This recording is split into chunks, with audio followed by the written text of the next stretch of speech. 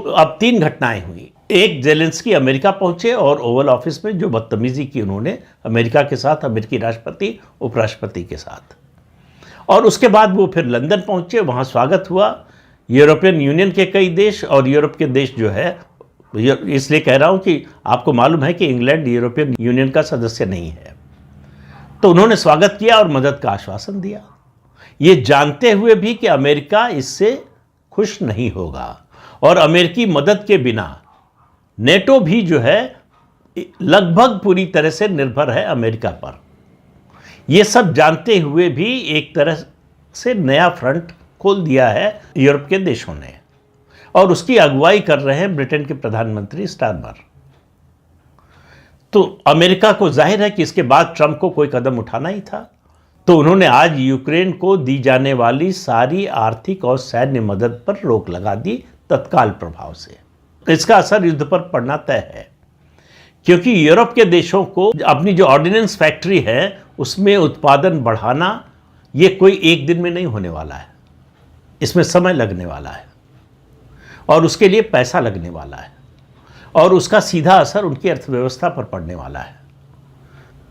तो और एक बात और सामने आई है कि जेलेंस्की जनवरी में ही लंदन गए थे और लंदन में उन्होंने इंग्लैंड के साथ एक समझौते पर हस्ताक्षर कर लिया, नेचुरल रिसोर्सेज के बंटवारे के लिए, उसके लिए 100 साल का समझौता कर लिया। ये बात अमेरिका को और ट्रंप को नहीं पता थी, तो उसके बाद ट्रंप का नाराज़ होना बड़ा स्वाभाविक है। अमेरिका का बड़ा सीधा सा, ट्रंप का बड़ा सीधा सा कहना है कि भाई यूक्रेन को हथियार और पैसा देकर हमको क्या मिल रहा है, हमारे देश के लोगों का टैक्स का पैसा है, वो हम इस युद्ध में क्यों लगाएं। और फिर वो कह रहे हैं कि भाई इस जो कुछ दिया है, जो आगे देंगे उसकी बात तो बाद में करेंगे, पहले अभी तक जो दिया है उसकी भरपाई करो, क्योंकि मुफ्त में कुछ नहीं मिलने वाला। और ये बड़ा स्पष्ट है जिस दिन से वो दूसरी बार राष्ट्रपति बने हैं कि वो अमेरिका की अर्थव्यवस्था को एक नई ऊंचाई पर ले जाना चाहते हैं।